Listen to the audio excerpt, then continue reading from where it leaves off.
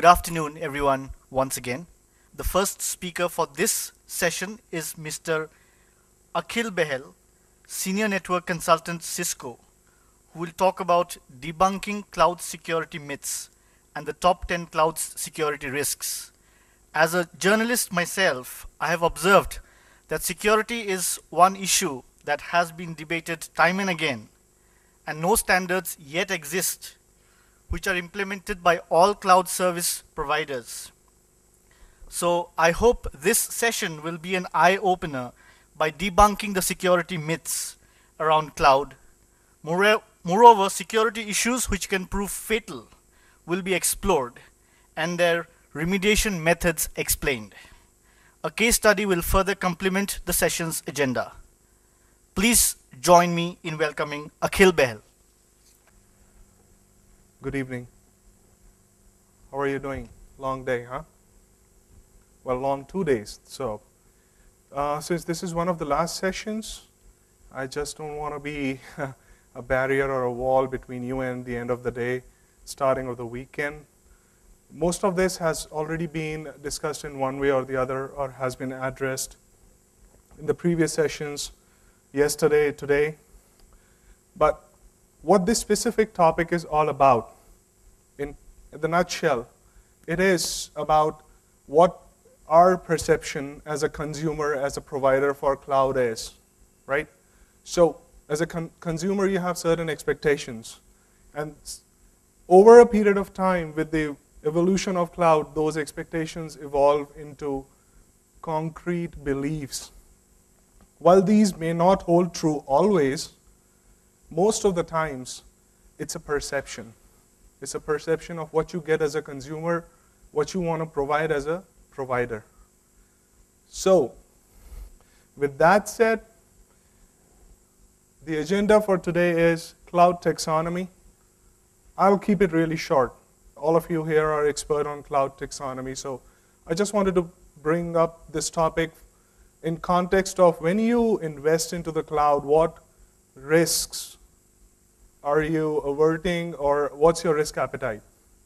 Then there is a really small case study around how a financial institution goes to a cloud provider with certain expectations, and what are they expecting is their own belief, their own perception, per se.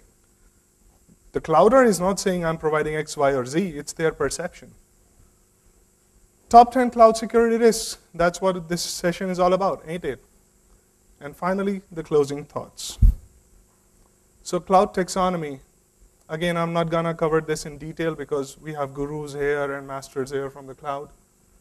So service models, we have software as a service, platform as a service, infrastructure as a service. Deployment models, you have right from public to private to hybrid to community clouds. And why you want to invest in cloud, first of all, why do you want to move away from on-premise private deployments? Those are some of the reasons. I'm not saying they are all, they are some of those reasons. So back in 2010, as per Gartner, the investment in the cloud worldwide was close to $68.3 billion, which is supposed to go up to $148.8 billion in 2014. Now looking at that value, some of that may be your investment into the cloud or your perception of what you want to get out of the cloud. Your perception of, hey, cloud is a nice place. My provider gives me all that I want. Yes, that's true. Up to a certain extent it is. But again, that remains a perception, right? He gives me all the security I need. Really? So let's go through that. So a small case study. Organization ABC goes cloud-wise. ABC is a financial institution. They want to leverage cloud services to reduce their total cost of ownership, to make sure that the unnecessary manpower which goes into the daily housekeeping tasks is minimized. So what exactly are they looking for? They're looking to port their business processes. They're looking to port their contact center They are looking to port the customer's business services to cloud. So in essence, they are looking to port two major things. One is the business processes. The other one is anything and everything their organization does apart from those processes. So it's not just services, it's also business processes which they want to port to cloud. With the last line in the second bullet, leveraging secure cloud platform, that could prove dicey. Why? Because their notion is based on facts which they perceive exist in the cloud. They perceive cloud provider would give me excellent security, whether that be physical, whether that be logical, whether there be application or network. I get secured. Are these facts for true? Maybe, maybe not. Why? Let's explore. Top 10 security risks. So when financial institution goes in a marry with the cloud provider, what they are expecting and what do they really get? Myth versus reality. So the top 10 security risks on a silver platter: accountability, user identity, regulatory compliance, business continuity, user privacy and secondary usage of data, multi-tenancy, service and data integration, infrastructure security, incident analysis and forensics, non-production environment exposure. As I said, in last 2 days, including today, much of this would have already been covered, but with a different perception. Some of you might have seen or looked into that with an interest of a consumer, while the others looking forth as a provider.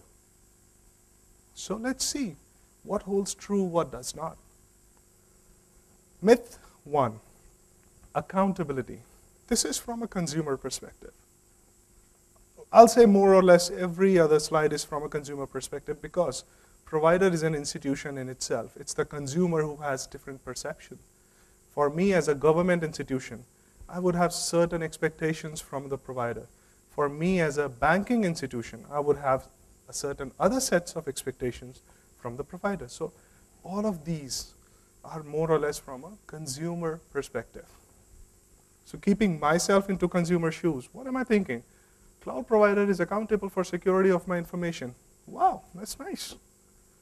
Compare it to this. In a traditional data center, everything is owned by me or you as the owner of that information or data or equipment. In a cloud, I expect the cloud provider to give me end-to-end security, right from physical layer up to application layer, covering the whole OSI stack.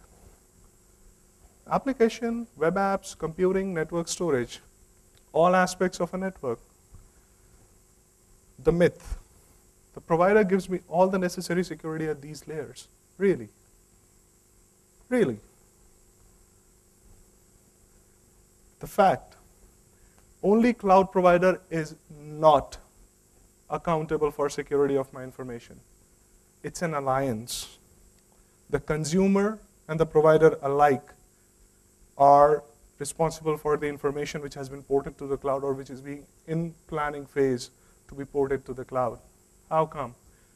They both share accountability. This model should explain it all. You have software as a service, platform as a service, infrastructure as a service. On all different layers, you have all of those components, the moving components, right? From application to DB to computing to network to storage. On the left, you have cloud provider, what they are accountable for in SaaS, in PaaS, and in an IaaS. On right, you have cloud consumer. So when we talk about software as a service, yes, since everything is owned, operated, maintained, managed by cloud provider, they are the single source. They have to be accountable for all. When you talk about platform as a service, that's a platform given to you to develop your own applications, to develop your own apps. So for your own apps, you cannot hold the cloud provider accountable or responsible. If your application has a bug or a vulnerability which can be exploited, then it's you. On IS, they just give you the infrastructure. The platform is yours. The application is yours. So how can the provider be responsible for security of all of these components?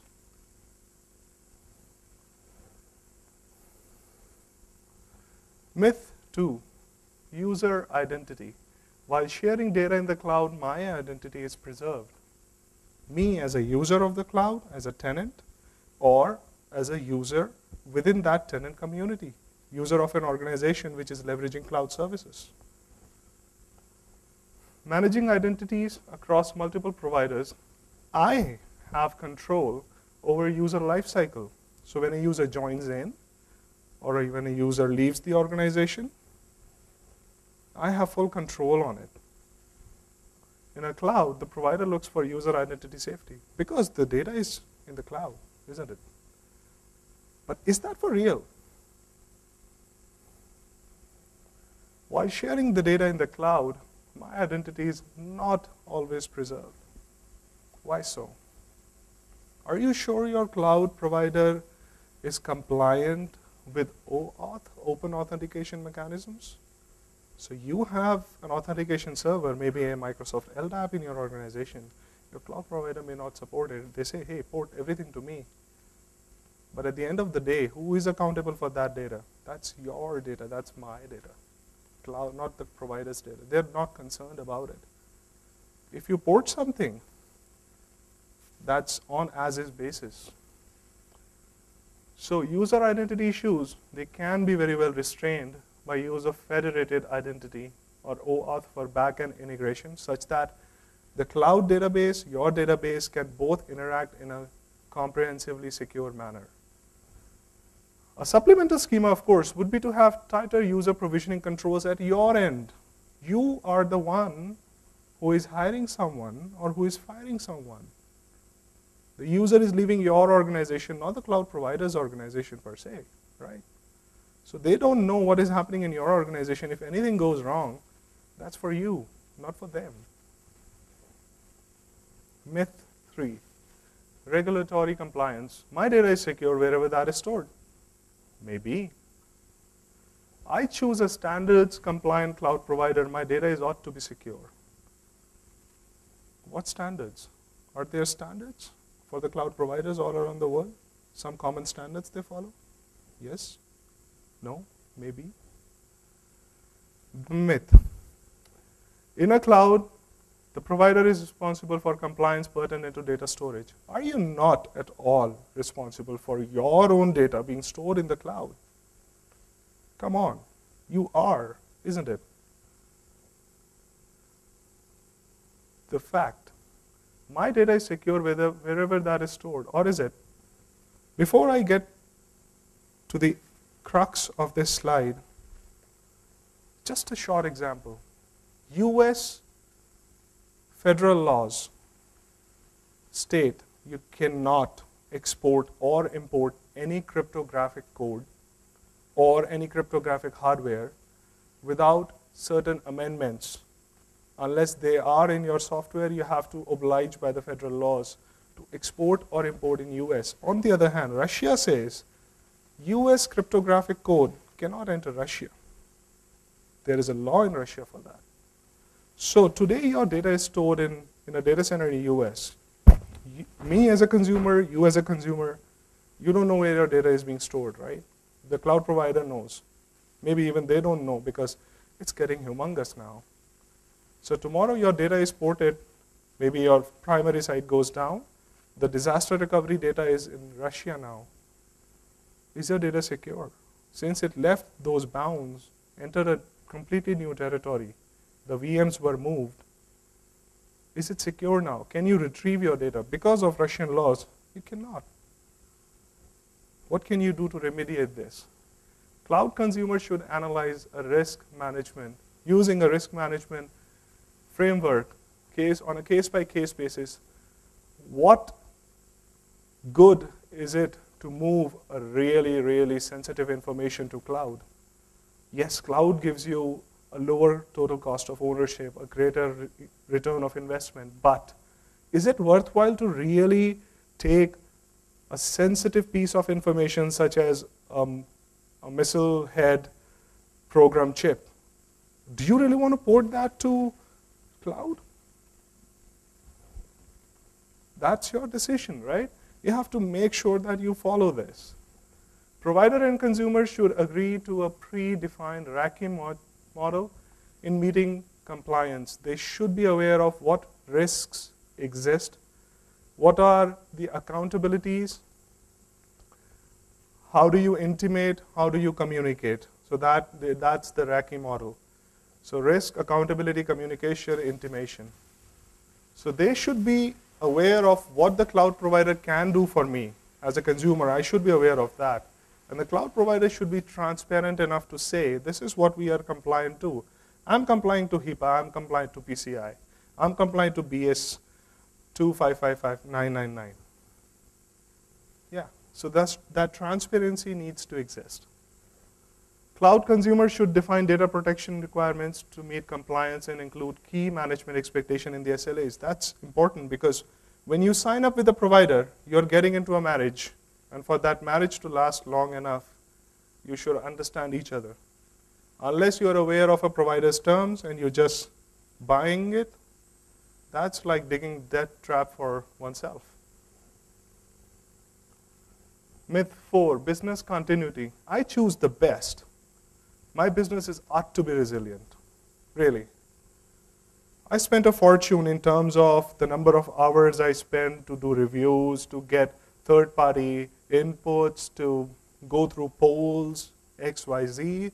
I spent a fortune, monetarily, time, to pick the best out there. But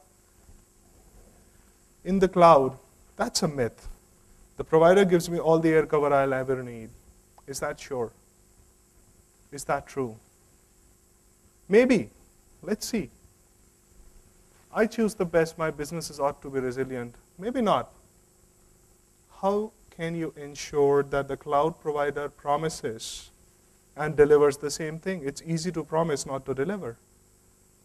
The provider says, hey, it takes a lot to build up that disaster recovery site for this organization. I cannot invest into such infrastructure, right? So let the SLA be breached.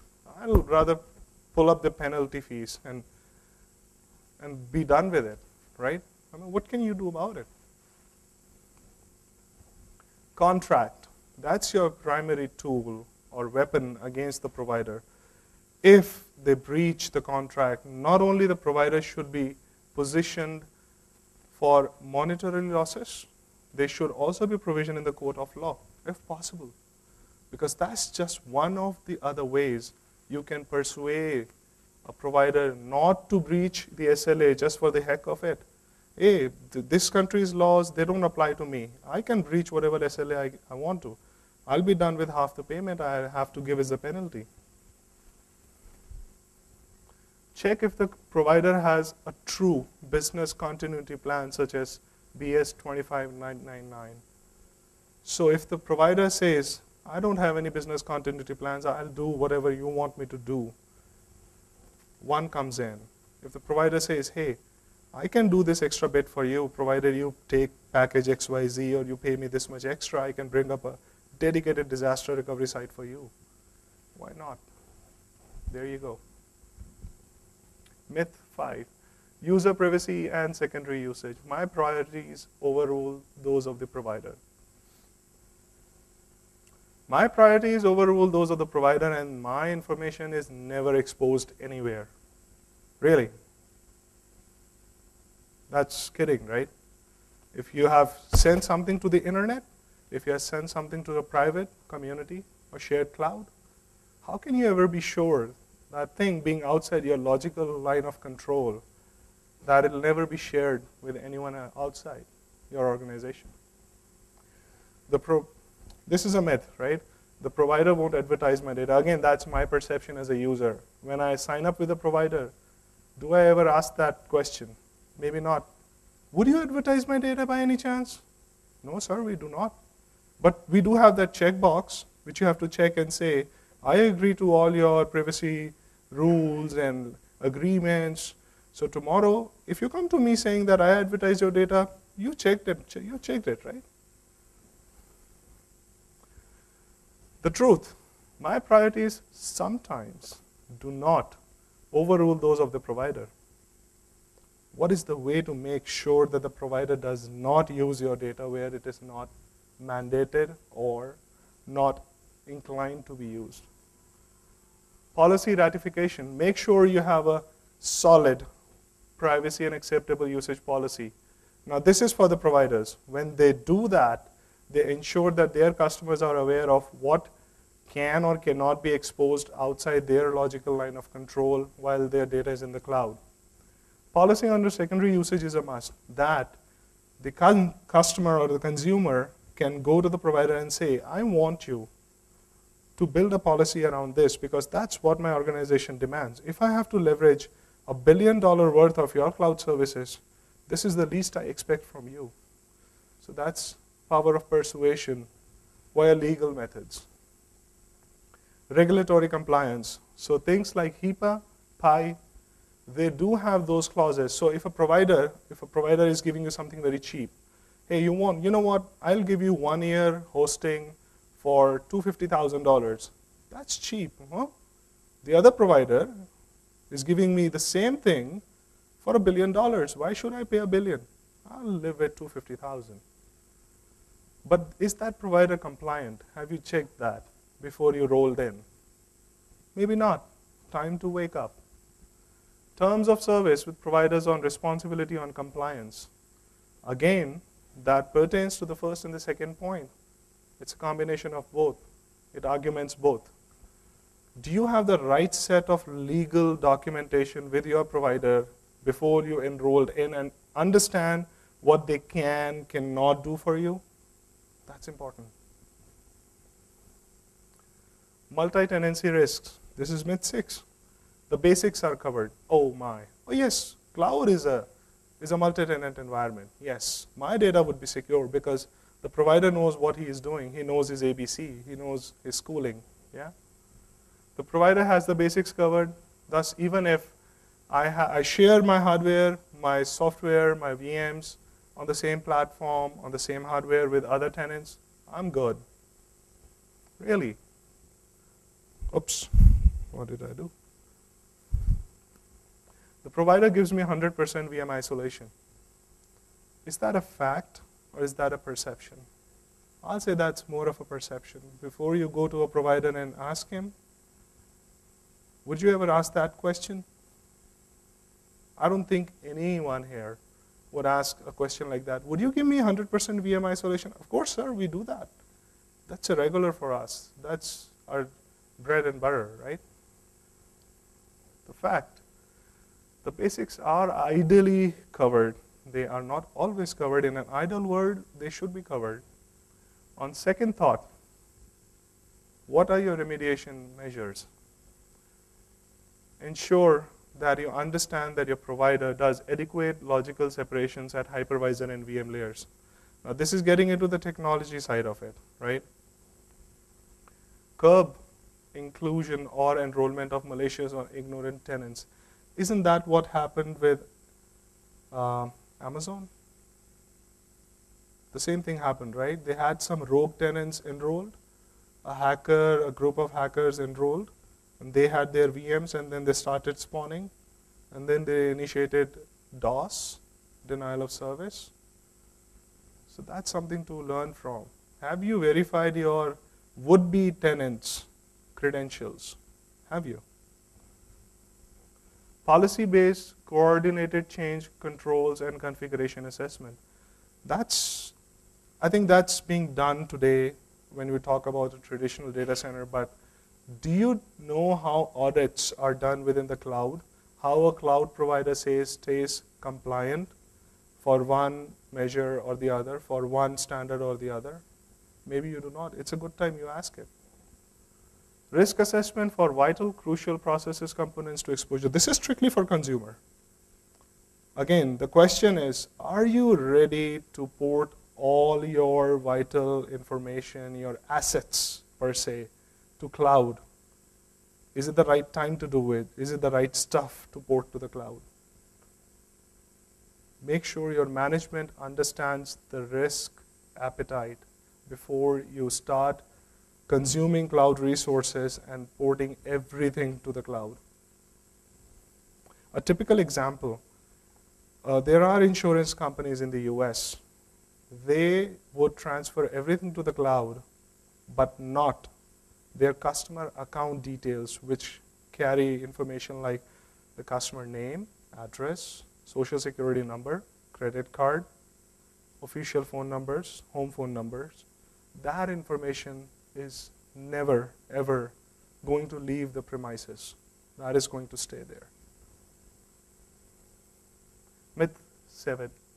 Service and data integration. Secure interconnections are de facto standard. Wow, I never knew that, yeah? All my connections to the cloud are secure by default. Really? What standards are they using? What is the protocol that the cloud provider is using to make sure that all your connections are either SSL or TLS or IPsec or an applet based? I get unabridged access to all my information wherever I need it. That's a myth. Are you really sure you're going to have access to your information while you're traveling and you're at the airport, you're connected to an unsecure Wi-Fi network? Could be the case that the provider never thought in your case, since you took that silver package, it never included secure tunnels or secure connections to your data. If you would have been gold, wonderful, but at that point of time, you only thought about, hey, I'll be at my office or at my home where I have the office extended connectivity, so I'll be okay. But now you're at the airport, you're just doing HTTP, not even HTTPS. Is that good enough? Really? Secure interconnections, a fact, may not be a de facto standard.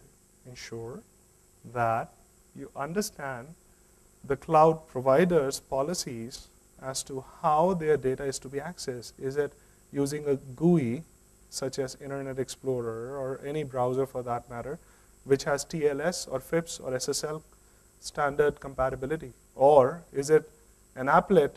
The moment you connect to your site, they download a secure applet which opens up a secure virtual desktop. What exactly are they offering you to access your own information on their platform?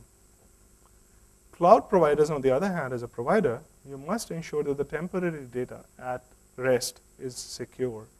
Cloud consumers should be aware of cloud providers' policies. Today, I'm running maintenance. During maintenance, your data is not available. Even though I shot out a notice 24 hours ago saying, this part of your information will not be available. We'll be doing this off-peak hours. Fair enough. Tomorrow you need that information. What do? You're stuck. If it would have been local, it would have always been at your disposal. Not in this case. So be sure that you understand cloud providers' policies. The provider understands your requirements. If a business is 24/7 by 365, you need to be diligent enough as a provider to ensure that your virtual machines, your data does not get impacted. If a maintenance has to be done, a copy of those machines should be at least available such that your operations can run smoothly. Myth 8, infrastructure security. Shielded from external internal intrusion. The cloud infrastructure is secure with ample security for my information to be secure from internal, within the cloud premises attacks, or external cyber attacks. My information at rest is secure from any inquisitive audience. Really? Is that a fact? Shielded from internal, external intrusion, for real. Unless you have hardening of networks. Again, this may boil down to a level where we talk about standards, but again, every infrastructure, every network is different. Every provider would have different, it may have homogeneous vendor infrastructure, may have heterogeneous. So in that case, what you can at least ask is, what standards do you follow for your LAN infrastructure? There are certifications around it, around cabling standards, around how your different layers talk to each other? How does your SDP goes through, and so on and so forth? So do you have hardened systems? What OS do you use for your VMs? Segregation of duties and role based on administrative privileges. That's for you as a consumer. That's for me as a consumer. Am I aware enough that I ensure that an administrator access is not given to everyone in a community? For example, there is an IT administrator. Yes, he should have administrative access. But a co-administrator, would he have administrative access? Maybe not. I should have my own policy define that hierarchy in which administrative access or access to applications at a certain level should be given. That's not a provider thing. That's my own thing as a consumer. Tiered solution architecture, web app database with appropriate security controls. So a single point of interaction between our system, their system, external world is not going to work. If a layer is breached, the data is exposed. It's out there. So what you need is, as it was being said in the last session, perimeter is becoming fuzzy. But still there is a point where provider has his network talk to the outside world, to his ISP, maybe other ISPs. Is that layer secure? This is from a provider perspective as well. Is that secure? What do I have after that? How am I filtering traffic? Do I have enough intrusion, detection, provision in the network, at the appliance, at the application? Do I have host intrusion prevention such that I can look into what is getting into my ESXi, which is going to maybe impact all the virtual machines running on top of it? Maybe, maybe not. Things to look for. Myth 9. Incidence analysis forensics. I am made aware for all that happens in the cloud. Really? I don't think so. There are some incidents which go public. There are others which never even go out of an organization's bound. In fact, they do not may even leave the CIO's office. An incident happened. It was a crucial one. Things went down, an internal attack. Do you think a public attack versus an internal attack, which one is more dangerous? Any suggestions? Why so? Why so? Give me one good reason why internal is more dangerous or more effective.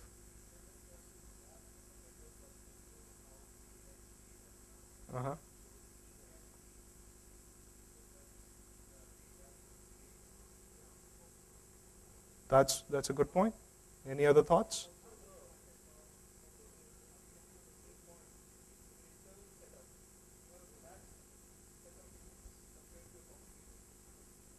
Okay, again, that is a perception. That is not the truth. If you go to any vertical in financials or government or any public-facing institutions, usually they have strict audit rules which define what security needs to be implemented within the premises rather than looking first outside the premises, because 80%, 70-80% attacks, they do emerge from inside. So taking all those good points, the majority of the CIOs or COOs or CXOs would not let an internal attack news go public, because that's going to be extremely detrimental for their organization, that, hey, this organization cannot even protect itself from internal attacks.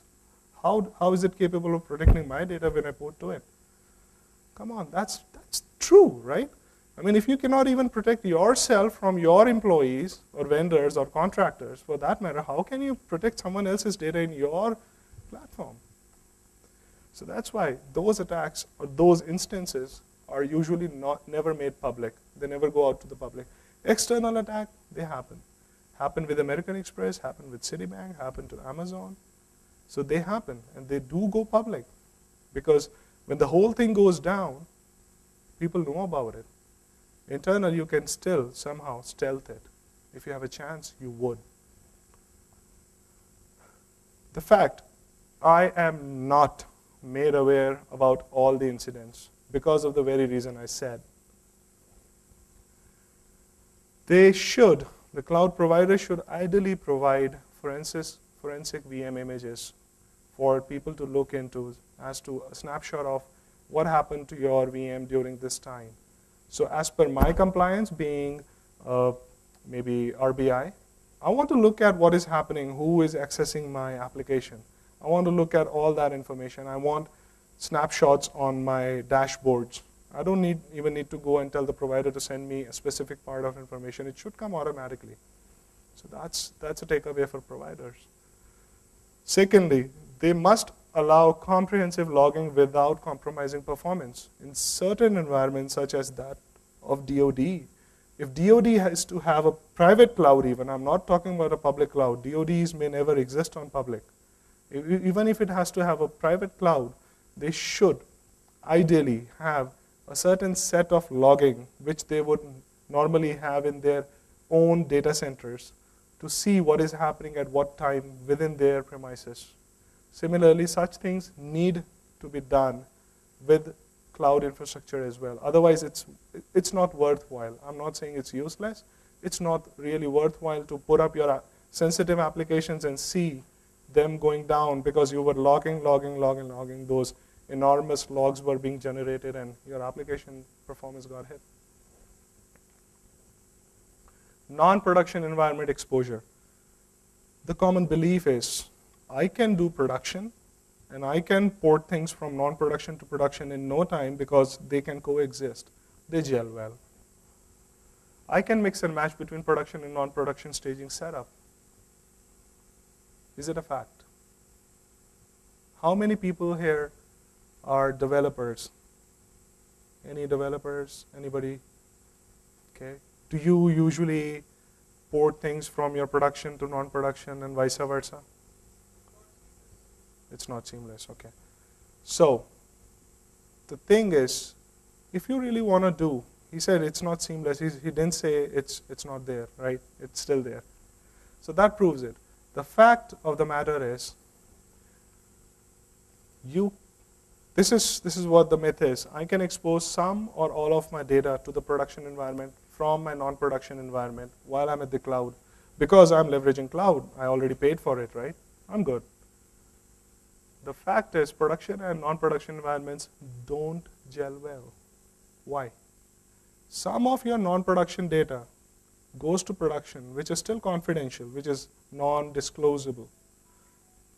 If that goes out in the cloud and your VMs are hacked, what happens? What did not have to happen, happens. You lose all your data, right? You lose all your confidential information which you were not even sure of today that you really wanted to port to the cloud.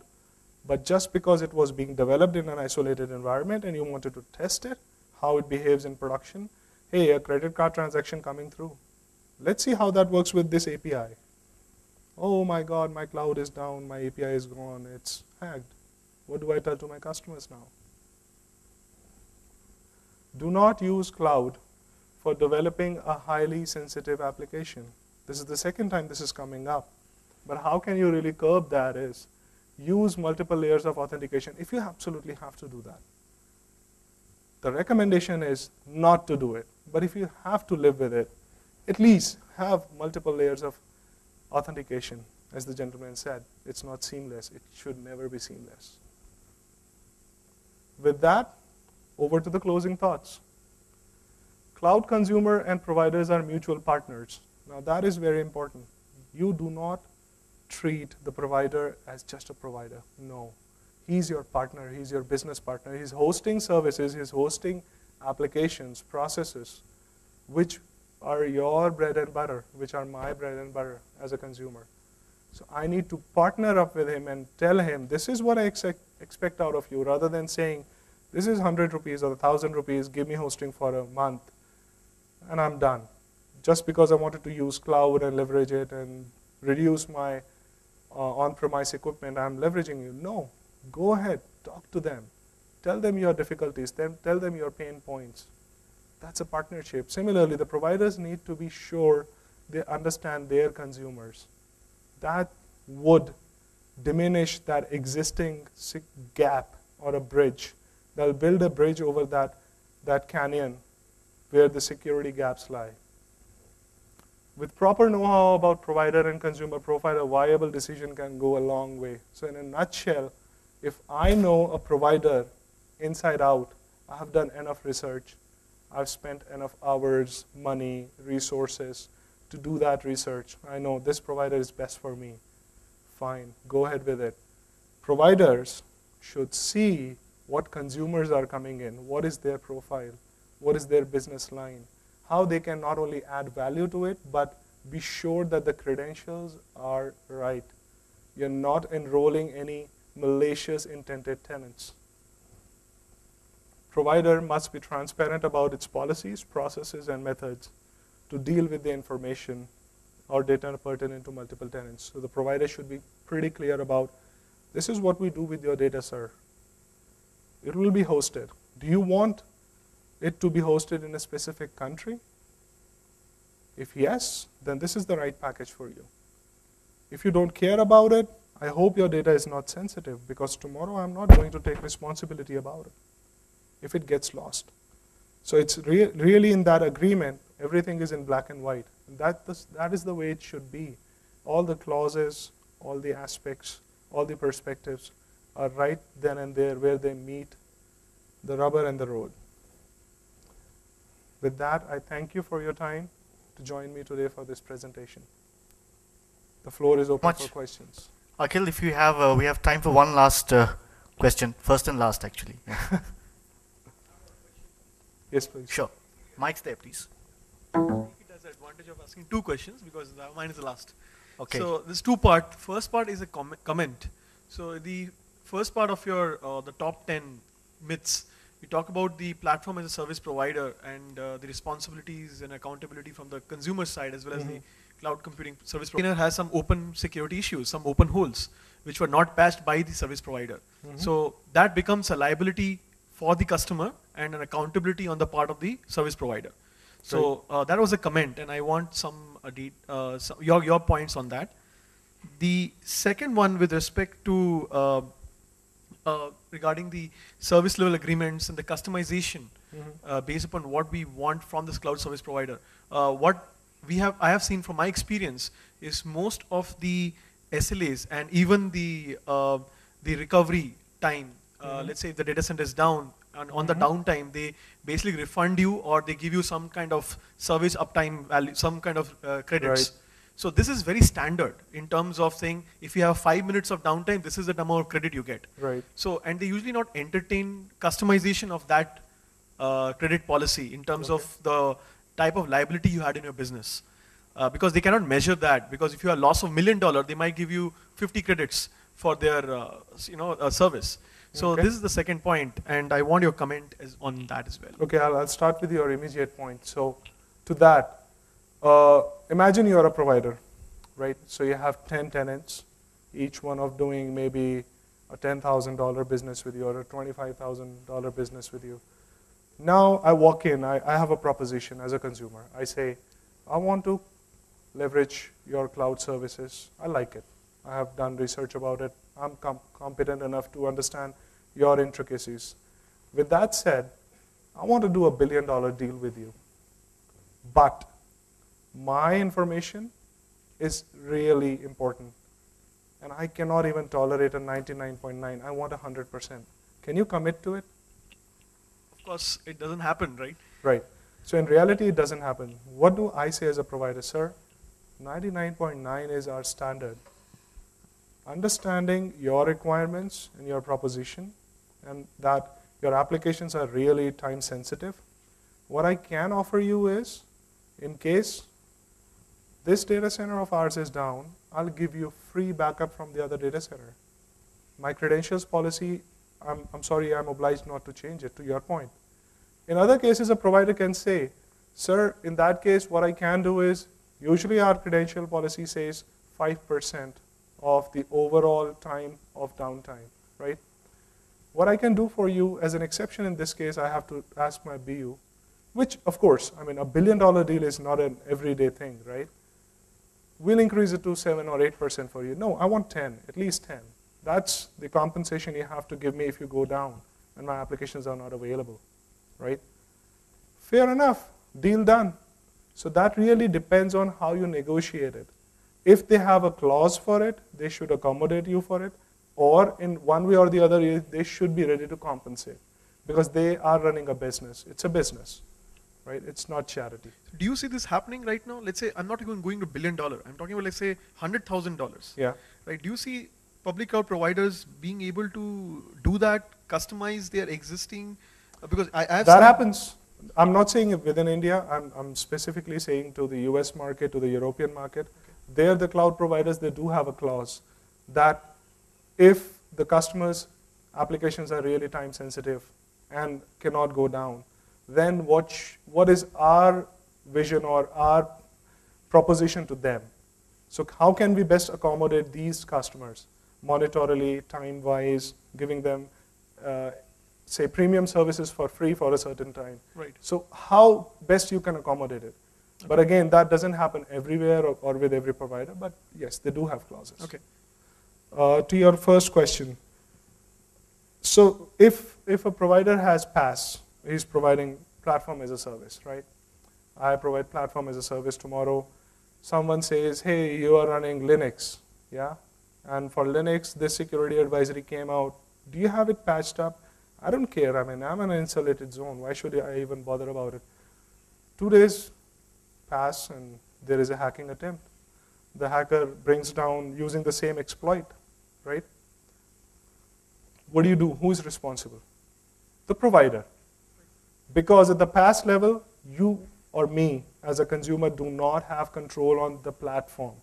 The underlying platform, it is delivered by the provider, it is managed and maintained by the provider, so it is the provider's responsibility. And if you see that matrix or that diagram, in PaaS, the provider was responsible up to application.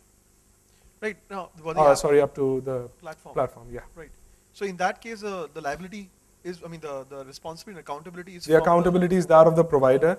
However, as I said earlier, if you as a consumer know what platform you're using and you see any vulnerability around it, you do not get a notification from your provider that there will be a downtime to do this upgrade, it's a good time to go ahead and talk to him and say, hey, this came out. Are you aware of this? Right? So as I said, it's a relationship. It's a partnership. You do not just sit down and think that they are going to do it. You really have to walk up and say, I have invested in you, my time, my money. Can you do this for me, please? Have you done this? Thank you so much for that insightful talk. On behalf of UBM, we'd like to offer you a small token of our appreciation. Thank you.